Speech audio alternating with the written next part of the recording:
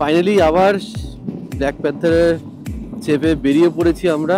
প্রায় একদিন আমাদের পিছিয়ে গেছে সব শিডিউল, শুধুমাত্র এটা খারাপ হয়ে গেছিল তাই। তো যে কই না, প্ল্যানে একটু চেঞ্জেস করেছি, বাট পয়েন্টগুলো সবই আমরা আমাদের ট্রিপে কভার করব। একদিন বা 1.5 দিনের যে ডিলেটা হয়েছে সেটা কিছু করার নেই। তো এখন আমরা চলেছি আমাদের হোটেল থেকে সোজা ব্লু লেক। বাইকটা হাতে পেতে পেতে সন্ধ্যে হয়ে গেছে, বিকেল হয়ে গেছে অলরেডি। ডিস্টেন্স এখান থেকে মোটামুটি 17-18 কিলোমিটার। একটু দেখে চালিও, রাস্তা কিন্তু খারাপ আছে, একটু দেখে চালিও। তো পঞ্চলিঙ্গেশ্বরের রোড তো একটু ভাঙাচোরা আছে, কোথাও কোথাও প্যাচেস আছে, বাকি পিচের রাস্তা। বাদিকে দেখছেন তালগাছের সারি। পঞ্চলিঙ্গেশ্বর ঢোকার মুখে এটাকে একটা আইকনিক সিনারি বলা যায়।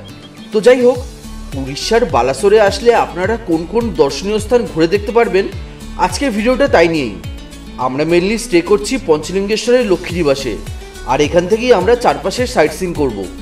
ফার্স্ট এপিসোডে আপনারা দেখেছেন কাল আমরা কিভাবে কলকাতা থেকে পঞ্চলিঙ্গেশ্বরে এসেছি। সেকেন্ড এপিসোড মানে আজ সকালে এখানকার বিখ্যাত পঞ্চলিঙ্গেশ্বর মন্দিরে শিবশঙ্করের পুজো দিয়েছি। আর এখন বিকেল 5টা সাড়ে 5টায় ব্ল্যাক প্যান্থারকে হাতে পাওয়ার পর এখানকার একটা খুব সুন্দর অফবিট প্লেস ব্লু লেকের উদ্দেশ্যে আমরা রওনা হয়েছি। সামনে যে পাহাড়টা দেখছেন, যেহেতু জায়গাটার নাম নীলগিরি, তাই এই পাহাড়টাকে প্রথমে নীলগিরি পাহাড় ভেবেছিলাম, কিন্তু পরে গুগল ম্যাপ দেখে জানলাম এর নাম স্বর্ণচূড়া পাহাড়। আমাদের যেতে হবে ওই পাহাড়ের পিছনেই। তো কলকাতা টু পঞ্চলিঙ্গেশ্বরের এই শেষ পর্বটা একটু লম্বা হবে। ভিডিও শেষে আমি আমাদের এই টোটাল ট্রিপটায় কত খরচা পড়েছে এবং আপনাদের জন্য একটা প্রপার ট্রিপ প্ল্যান করে দিয়েছি। ভিডিওটা শেষ অবধি দেখুন, আশা করি আপনাদের ভালো লাগবে। তো আপনারা দেখছেন ফ্যাবস 2.0, সঙ্গে ঋতু অ্যান্ড পবিত্র। তো চলুন শুরু করা যাক।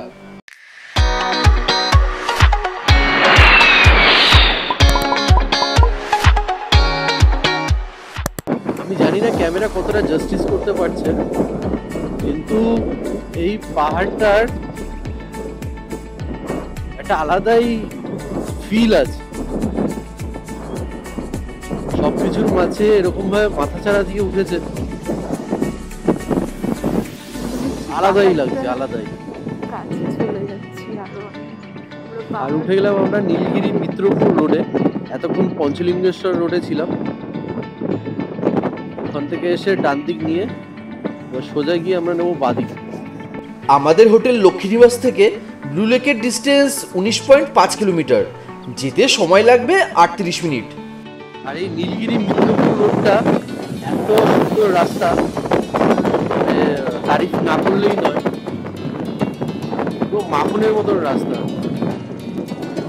আমরা পুরো একদম নীলগিরি পাহাড়ের পিছনে চলে এসেছি। ওই দেখো উপরে একটা পতাকা, কি সুন্দর জায়গাটা। দেখা যাচ্ছে, এ দেখো এখানে নামা যাবে, এখানে এই যে পুরো পাহাড়টা। বাবা, এখানেও কি পাহাড়। ব্লু লেক যেহেতু একটা অফবিট এরিয়া, তাই টুরিস্টের ভিড় এখানে খুব একটা হয় না। আমরা চাইছিলাম দিনের আলো থাকতে থাকতে সেখানে পৌঁছতে। এইখানে বাদিক দেখাচ্ছে, বাদিক দেখাচ্ছে। হ্যাঁ, ছোট করো।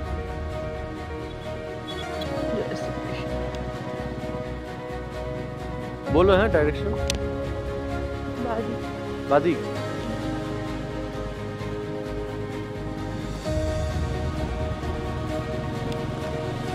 এদিক দিয়ে চল। হ্যাঁ,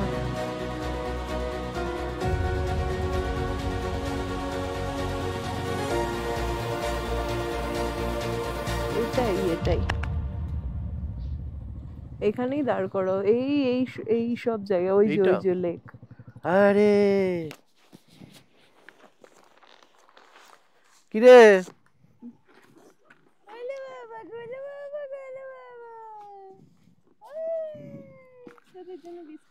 ফাইনালি বাপরে বাপ, একটু সত্যি অফবিট জায়গা। সন্ধ্যের পর আসাটা চাপ। আর আমরা এখন চলে এসেছি একটা পৃথিবীর ডিফারেন্ট প্লেসে, মানে এটা জাস্ট আনএক্সপেক্টেড। দেখিয়ে দাও আমরা কোথায় আছি। জাস্ট ওয়াও, মানে সিরিয়াসলি ওয়াও, মানে ওয়াও, কি সুন্দর একটা জায়গা। এটা একটা ম্যানমেড লেক, পাথর কেটে বাইরে রপ্তানি করা হতো। পরে এই গভীর খাদে বৃষ্টির জল জমে এই ব্লু লেকের সৃষ্টি হয়। প্রায় 150 ফুট গভীর এই লেক। ট্যুরিজম ডিপার্টমেন্ট যদি এখানে বোটিং স্টার্ট করায় তাহলে এই জায়গাটার খ্যাতি আরো 10 গুণ বাড়বে। জায়গাটা দিনের বেলা যতটা সুন্দর, এই সন্ধ্যায় ততটাই গা ছমছমে পরিবেশ। রাতে এখানে আসতে একদমই রেকমেন্ড করব না, কোনো রকম লাইটের ব্যবস্থা নেই। আসলে দিনের বেলায় আসুন, বেশ ফটোজেনিক প্লেস। স্বর্গ দেখে নিলাম সিরিয়াসলি একদম শান্ত একটা জায়গা, মানে সিরিয়াসলি এটা পুরো একটা একটা লোক স্বর্গ। নেই এখানে, মানে এত সুন্দর জায়গা, মানে একটা লোক স্বর্গ, নেই। স্বর্গ। মানে কেউ হয়তো ঠিকভাবে আসেন, পিকনিক হয় এখানে, মানে দেখা যাচ্ছে, কিন্তু হয়তো এই সময় নেই। সেইভাবে টুরিস্টরা আসেন, হ্যাঁ, টুরিস্টদের লোকালরা হয়তো আসে।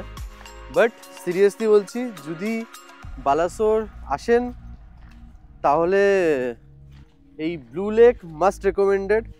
আর আমি গুগলে যে লোকেশনটা দেখাচ্ছে সেই লোকেশনটায় আসলাম, বাট ওটা অন্য কোথাও একটু দূরে। এক্স্যাক্ট লোকেশনটা আমি ডেসক্রিপশনে দিয়ে দেবো। অসাধারণ জায়গা, অসাধারণ। আমরা তো ব্লু লেকের একদম ভিতরে ঢুকে গেছিলাম, মানে ব্লু লেকের ভিতরে না, মানে একটু ভিতর দিয়ে গেছিলাম, আর ওখান থেকে ব্লু লেকের একটা আলাদাই ভিউ পেয়েছিলাম। বাট ওখান থেকে দেখছিলাম যে একটা জায়গায় রোডের একটু হলেও সিন দেখা যাচ্ছে, যে গাড়ি ঘোড়া যাচ্ছে। তো ওই জন্যই সেটা খুঁজতে খুঁজতে চলে আসলাম, জাস্ট একটুখানি এগিয়েই।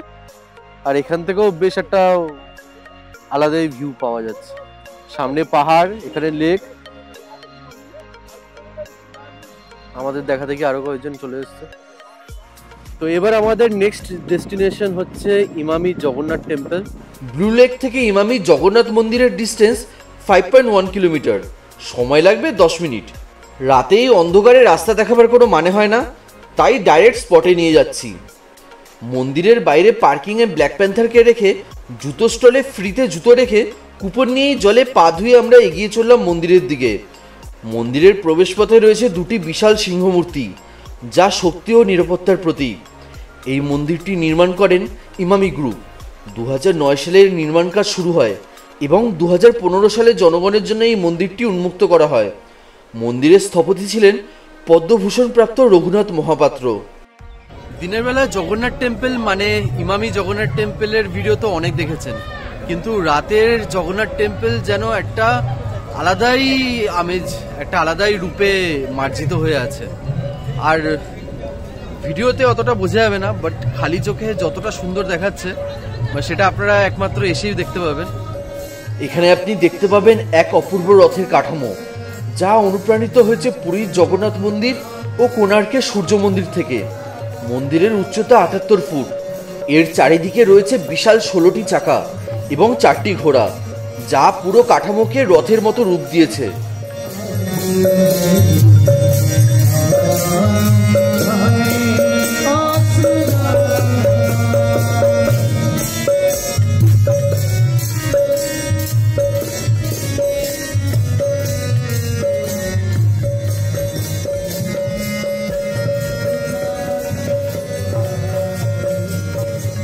মন্দিরটি প্রতিদিন সকাল 6টা থেকে সন্ধে 8টা পর্যন্ত খোলা থাকে। শ্রী জগন্নাথ, বলরাম এবং সুভদ্রাকে নিয়ে গড়া কেন্দ্রীয় মন্দির। এছাড়া রয়েছে 5টি উপমন্দির: মহাদেব, মা বিমলা, মা লক্ষ্মী, গণেশজি এবং সংকটমোচন হনুমানজির। এরপর আমরা যাই ক্ষীরচোরা গোপীনাথ মন্দির দর্শনে। ইমামি জগন্নাথ মন্দির থেকে এর দূরত্ব 6.7 কিলোমিটার। সময় লাগলো 17 মিনিট। আজ থেকে প্রায় 500 বছর আগে শ্রীকৃষ্ণের এক ভক্ত মাধবেন্দ্র পুরী ভগবানের প্রসাদ ক্ষীর গোপীনাথকে নিবেদন করার আগেই চেখে দেখার মনে মনে বাসনা করেন এবং পরক্ষণেই সেই ইচ্ছা দমন করে মনে মনে অনুতপ্ত হতে থাকেন। কিন্তু ভগবান গোপীনাথ সবার মনের খবর রাখেন।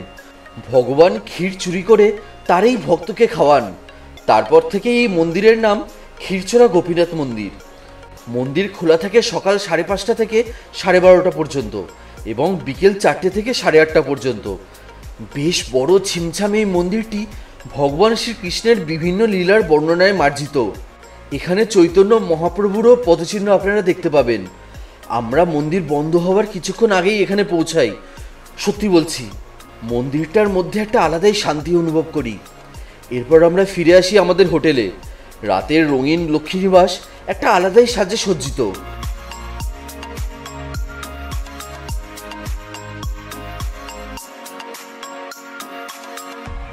আর ওই দূরে দেখা যাচ্ছে প্রবাসিনী নিবাস। এই ট্রিপের ডে 3-তে আপনাদের স্বাগতম। আজ আমাদের গন্তব্য দেবকুণ্ড ওয়াটারফল। ব্রেকফাস্ট খেয়ে রেডি হয়ে বাইকের টুকটাক কিছু কাজ ছিল, সেগুলো সেরে বেরোতে বেরোতে 12টা বেজে গেছে। আমাদের হোটেল লক্ষ্মীনিবাস থেকে দেবকুণ্ডের ডিস্টেন্স প্রায় 59 কিলোমিটার। যেতে লাগলো মোটামুটি 2 ঘন্টা। দেবকুণ্ড যাওয়ার এই রাস্তাটা ন্যারো হলেও রাস্তার কন্ডিশন খুব ভালো। মাঝে মাঝেই ছোট ছোট গ্রাম পড়ছে, কখনো ধুধু মাঠ, ক্ষেত আর পাহাড়ের রেঞ্জ। রাস্তা মোটামুটি খালিই ছিল। গুগল বাবার ভরসায় আমাদের এই অফবিট জার্নি। মাঝে মাঝেই লোকালদের দেখা মিলছিল। এই পাশ দিয়ে বয়ে চলেছে সোনো নদী। আমাদের হোটেল থেকে এই জায়গাটা অনেকটা দূরে আর বেশিরভাগ রাস্তা রিমোট এরিয়াতে, তাই আমরা টার্গেট করছিলাম সন্ধে হওয়ার আগে আগেই যাতে আমরা ফিরে আসতে পারি। ওই সামনে দেখা যাচ্ছে শিমলিপাল পাহাড়ের রেঞ্জ। আর দেখতে দেখতে আমরা চলে এলাম দেবকুণ্ডের এন্ট্রি গেটে।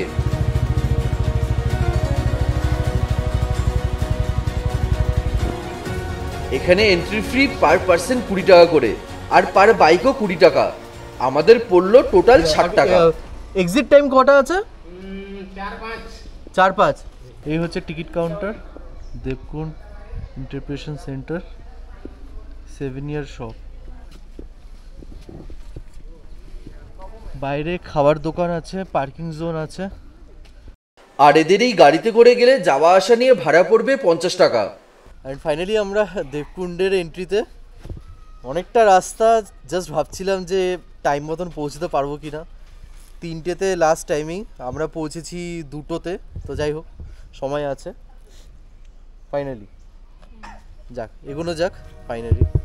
এখানে টিকিট দেখিয়ে আমরা প্রবেশ করলাম শিমলিপাল ন্যাশনাল ফরেস্টে। এন্ট্রি গেটটা দেখে জুরাসিক পার্কের কথা মনে পড়ছিল। দুপাশে ঘন জঙ্গল, তার মাঝখান থেকে উঁচু নিচু লাল মাটির রাস্তা। সত্যি এ এক আলাদাই এক্সপিরিয়েন্স।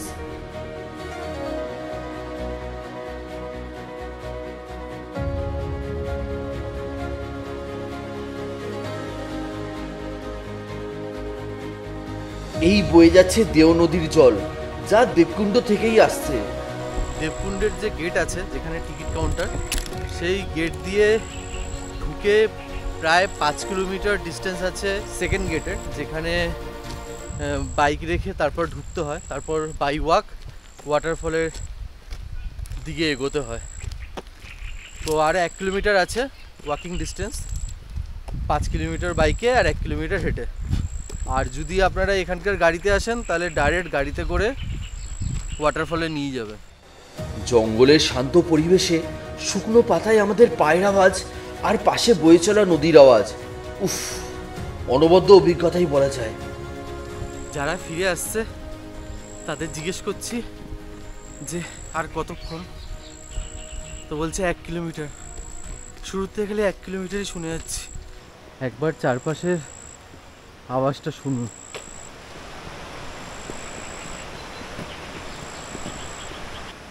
ওয়াটারফলটা ওই দিকেই আছে, তার জলটা এখান দিয়ে বয়ে চলে যাচ্ছে। ও, এই শীতকালে এরকম, এটা অবিশ্বাস্য।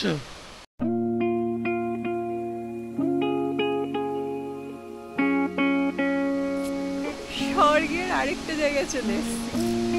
মানে সিরিয়াসলি উড়িষ্যাতে, মানে এতদিন ভিডিও দেখেছি, আমি দেবকুণ্ডের ভিডিও এর আগে দেখিনি।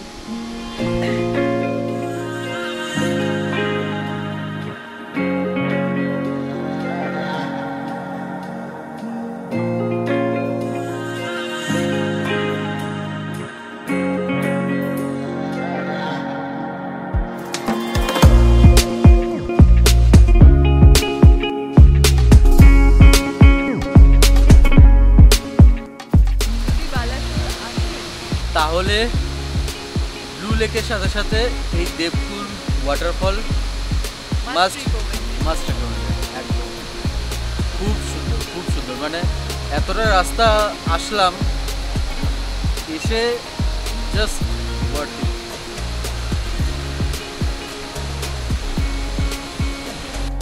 দেবকুণ্ড শুধুমাত্র প্রকৃতি প্রেমীদের জন্য না, ধর্মীয় দিক দিয়েও এটি একটি বিশিষ্ট স্থান।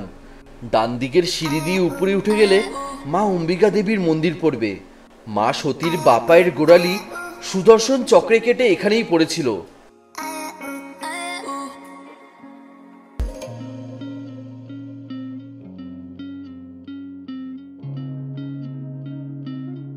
জাস্ট কোনো কথা হবে না, অসাধারণ। আমি লাইফে ফার্স্ট টাইম এত সুন্দর এক্সপিরিয়েন্স করলাম, মানে জঙ্গলের মধ্যে দিয়ে থ্রিলিং ভাবে গিয়ে তারপরে একটা এত সুন্দর স্বর্গীয় প্লেস। সিরিয়াসলি আমি অনেক ওয়াটারফল দেখেছি, হ্যাঁ দুধসাগরও দেখেছি, কিন্তু দুধসাগরে সেই শান্তিটা পাইনি যেই শান্তিটা এখানে পেলাম। মানে দুধসাগরের থেকে এটা অনেক ছোট ওয়াটারফল, কিন্তু স্টিল এর মধ্যে একটা পিস আছে। যে দেবকুণ্ড, এখানে নাকি দেবতারা স্নান করতে আসতেন, মানে এটা সিরিয়াসলি মানে এটা মানা যায়, আমি বিশ্বাস করতে পারি, হ্যাঁ এখানে স্নান সত্যি করতে আসতো। এ তো কলকাতায় ফিরে যাচ্ছিল, আজকে আমরা দেবকুণ্ডে দাঁড়িয়ে, একেই বলে ডেস্টিনি। আর একটা জিনিস স্বীকার করতেই হবে যে আমাদের এই ট্রিপটা ফুল অন থ্রিলে ভরা। থ্রিল একটা আছে, যাই বলো তাই বলো, এই না কি হবে, এই যে কি হবে, যা প্ল্যান করছি ঠিকঠাক হবে কি না, জঙ্গলের মধ্যে ঠিক যাচ্ছি তো, ঠিকঠাক পৌঁছতে পারবো তো, মাঝ রাস্তায় আবার বাইক খারাপ হয়ে যাবে না তো, মানে একটা সে বলে না সানডে সাসপেন্স, সেই সাসপেন্সে ভরা এই ট্রিপটা ছিল। এরপর আমরা চলে আসি নীলগিরি রাজবাড়িতে। নীলগিরি পাহাড়ের কোলে অবস্থিত এই রাজবাড়ি 1521 সালে এই রাজবাড়ি তৈরি হয়। ছোটনাগপুর অঞ্চলের নাগবংশী রাজবংশের দুই রাজপুত ভাই নীলা এবং শঙ্কর পুরীতে জগন্নাথ দেবের দর্শনে এসেছিলেন। পুরীর রাজা তাদের দেখে মুগ্ধ হন এবং তাদের নীলগিরি অঞ্চলের শাসনভার দেন। মহারাজ নীলা সেখানেই থেকে যান এবং রাজ্যটির নামকরণ হয় গড় নীলগিরি। 1900 শতাব্দীর শুরুতে কৃষকরা অত্যাচারী রাজার বিরুদ্ধে বিদ্রোহ করতে শুরু করে। এই বিদ্রোহ প্রজাপালন আন্দোলনের রূপ নেয় এবং নীলগিরিকে ভারতের প্রথম কৃষক আন্দোলনের কেন্দ্রবিন্দু করে তোলে।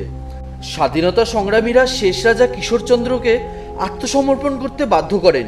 এরপর নীলগিরি ভারতের সঙ্গে যুক্ত হয়ে বালাসোরের অন্তর্ভুক্ত হয়। এখনো এখানে রাজপরিবারের লোকেরাই বসবাস করেন এবং এখানকার দেখাশোনা করে। রাজবাড়ি সংলগ্ন রাধাকৃষ্ণের মন্দিরে আমরা পুজো দিই। রাজবাড়ির পাশেই আছে বিখ্যাত নীলগিরির জগন্নাথ মন্দির। জগন্নাথ দেবের সন্ধ্যা আরতিতে থাকতে পেরে নিজেদের সত্যি সৌভাগ্যবান মনে হচ্ছিল। অন্ধকার মন্দিরে আরতির প্রদীপের শিখারালয়ে জগন্নাথ দেবের দুটি চোখ সত্যি মায়াময় লাগছিল। আজকের দিনের শেষটা এত ভালোভাবে হবে সত্যিই ভাবতে পারিনি। কলকাতা টু বালাসোর ট্রিপের ডে 4-এ আপনাদের স্বাগতম। আজ বাড়ি ফেরার পালা। সকাল সকাল রেডি হয়ে আমরা ব্রেকফাস্ট সেরে নিচ্ছি। আফটার ব্রেকফাস্ট ব্যাগপত্র গুছিয়ে রওনা দেবো আমরা। চলুন এই ফাঁকে লক্ষ্মীনিবাসের একটা ওভারভিউ দিয়ে দেওয়া যাক। রং বেরঙের ফুল আর গাছগাছালিতে ভরা বেশ পরিপাটি করে সাজানো এই হোমস্টেটা। টোটাল 2.5 তলা বাড়ি। গ্রাউন্ড ফ্লোরের ভাড়া সবথেকে কম, আর যত উপরে রুম নেবেন ভাড়া 100-200 করে বাড়তে থাকবে। মিনিমাম 500 থেকে 1000-1200 মতন রুমের দাম আছে, অবশ্য সেটা সিজনের উপর ডিপেন্ড করে। খুবই সুন্দর বানিয়েছে এরা, চারিদিকে ফুল গাছ, তারপর ক্ষেত, এ দেখো এখানে পেছনে পুকুর আছে। এখানের রান্নার বেশিরভাগ শাকসবজি আর মাছ পিছনের এদের নিজস্ব ক্ষেত আর পুকুর থেকেই আসে। সব থেকে যেটা মানে আপনাদের ভালো লাগবে সেটা হলো ঠিক আমার পিছনের ব্যাকগ্রাউন্ডটা দেখতে পাচ্ছেন কি, জানি না ক্যামেরাতে কতটা বোঝা যাচ্ছে, অলরেডি কুয়াশা আছে, বাট ওইখানে একটা পাহাড় দেখা যাচ্ছে পঞ্চলিঙ্গেশ্বর মন্দির ওই পাহাড়ের মধ্যেই আছে। আরে হোয়াট এ ভিউ!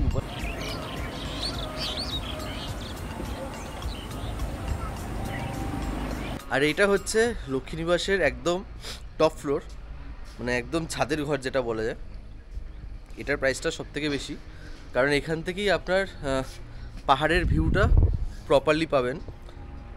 নিচে যেহেতু গাছপালা একটু হাইটেড, তো ওই জন্য নিচের রুমগুলো থেকে অতটা পাহাড়ের ভিউ পাওয়া যায় না। ব্যালকনি থেকে হয়তো টুকটাক পাহাড় দেখা গেল, বাট এই টপ ফ্লোরটা থেকে পাহাড়ের ভিউ একদম চূড়ান্ত লেভেলের।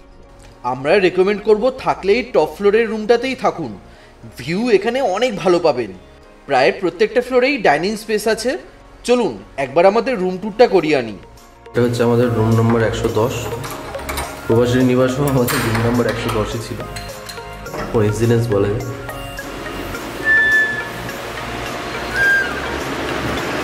এই হচ্ছে রুম, ছোট্টর মধ্যে বেশ ছিমছাম, এসি আছে,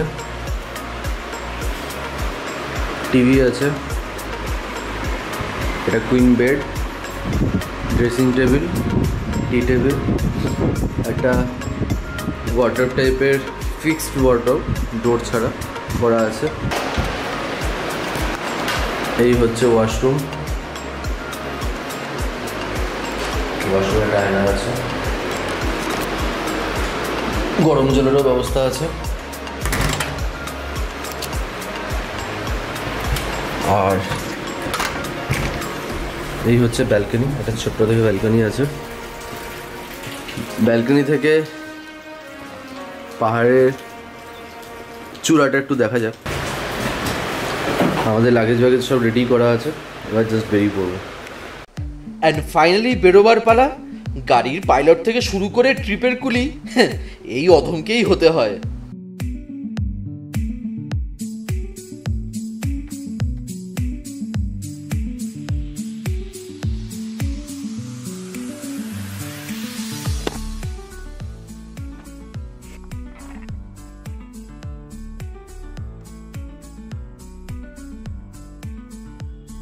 বাজে 9:41। জয় হনুমান। চল টাটা রে।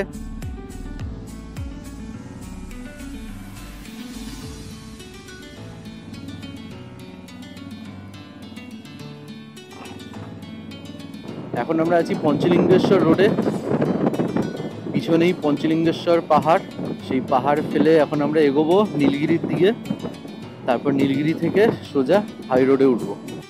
তো পঞ্চলিঙ্গেশ্বরকে বিদায় জানিয়ে কলকাতা যাওয়ার পথে আপনাদের একটা ট্রিপের প্ল্যান করে দিই।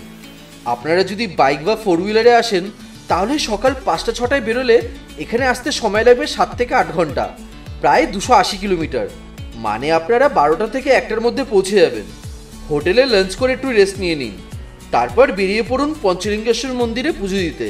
হোটেল থেকে 2-2:30 নাগাদ বেরোলে 1-1.5 ঘন্টার মধ্যে আপনার পুজো দেওয়া কমপ্লিট হয়ে যাবে।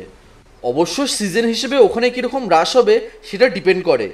ওখান থেকে সোজা চলে যান নীলগিরি রাজবাড়ি আর নীলগিরি জগন্নাথ মন্দির দেখতে। চেষ্টা করবেন মন্দিরের সন্ধ্যা আরতিটা যোগ দেওয়ার জন্য, সেটা মোটামুটি 6টা-6:30 নাগাদ হয়। তারপর হোটেলে ফিরে এসে রেস্ট নিন। পরের দিন সকাল সকাল বেরিয়ে যান দেবকুণ্ড ওয়াটারফল দেখতে। এটা যেহেতু কিছুটা দূরে, তাই এখানে ভালোই সময় লেগে যাবে। এখান থেকে ফেরার পথে লাঞ্চ করে নিন, তারপর চলে আসুন ব্লু লেকে। সেখান থেকে ইমামি জগন্নাথ মন্দির হয়ে ক্ষীরচোরা গোপীনাথ মন্দির দেখে নিন, তারপর হোটেলে ফিরুন। আর ডে 3-তে আপনারা কলকাতার উদ্দেশ্যে রওনা দিন। খুব বর্ষায় আসলে একটা দিন এক্সটেন্ড করে এখানকার বেশ কিছু ড্যাম আর ওয়াটারফল ঘুরে দেখতে পারেন। আমাদেরও ট্রিপ প্ল্যান 2 রাত 3 দিনেরই ছিল, যেহেতু বাইকটা খারাপ হয়ে যায় তাই আমরা একদিন এক্সটেন্ড করি। আর সি বিচ মানে চাঁদিপুর, ধুবলাগড়ি, বাগদা এগুলো আমরা পরের ট্রিপের জন্যই বাঁচিয়ে রাখলাম, কারণ একবারে সব দেখে নিলে পরের বার আসার সেই আকর্ষণটাই থাকবে না। আপনারা যারা ট্রেনে ট্রাভেল করবেন তাদের জন্য কলকাতা থেকে বালাসোরের ট্রেনের টাইমিংটা স্ক্রিনে দিয়ে দিলাম। বালাসোরে নেমে স্টেশন থেকে অটো ধরে পঞ্চলিঙ্গেশ্বর চলে আসুন, আর ওখান থেকে ভিয়া অটো আশপাশটা ঘুরে দেখুন। হোটেলের মালিকই অটোর ব্যবস্থা করে দেবে। ওইখানে দাঁড়িয়েছিল। ফাইনালি পৌঁছে গেছি আমাদের ফার্স্ট হল্ট। ও ওয়েস্ট বেঙ্গল আর উড়িষ্যার বর্ডার।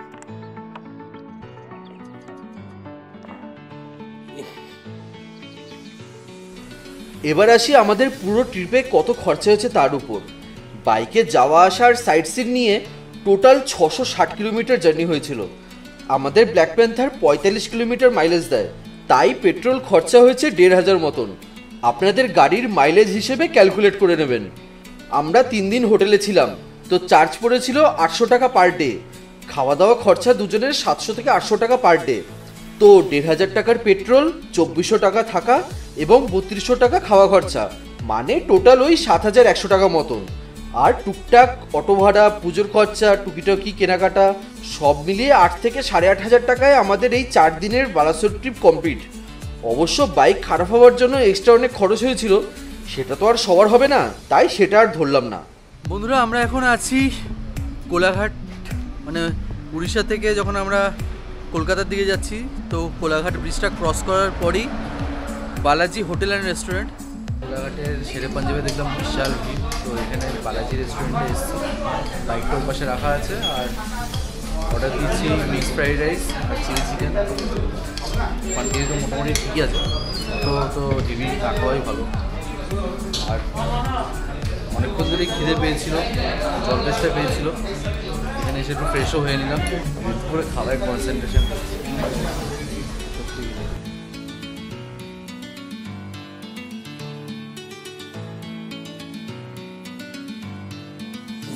ব্রেকফাস্ট সেরে একটা ঘুম ভাব চলে আসে, এবার সেই ঘুমটা বাড়িতে গিয়ে দেবো। যত আমরা কলকাতার কাছাকাছি আসছি, তত 5 মিনিটের রাস্তা 50 মিনিট লাগছে, মানে গাড়ি ঘোড়া বাড়ছে। আর এই সাধারণ সরকারি বাসগুলো এমনভাবে চালাচ্ছে। ফেরার পথেই বিদ্যাসাগর সেতু যতটা স্পষ্ট, যাওয়ার সময় এর আলাদাই রূপ দেখেছিলাম। যাই হোক, কলকাতা ঢোকার সাথে সাথে আজকের ব্লগটা এখানেই শেষ করছি। পুরো সিরিজটা পরপর দেখার জন্য আমাদের চ্যানেলে কলকাতা টু বালাসোরের প্লেলিস্টটা চেক আউট করতে পারেন। ভিডিওটা কেমন লাগলো কমেন্টে অবশ্যই জানাবেন। আর বালাসোর ট্রিপ নিয়ে কোনো রকম কোয়েরি থাকলে ভিডিওর কমেন্ট বক্সে বা ইনস্টাগ্রাম বা আমাদের ফেসবুক পেজে মেসেজ করতে পারেন। তো ভিডিওটা ভালো লাগলে করে দিন লাইক, আর আমাদের চ্যানেলে নতুন হলে করে দিন সাবস্ক্রাইব, সঙ্গে বেল আইকনটা টিপতে ভুলবেন না যেন। তো দেখা হচ্ছে একটা নতুন ভিডিওর সাথে, ততদিনের জন্য বাই।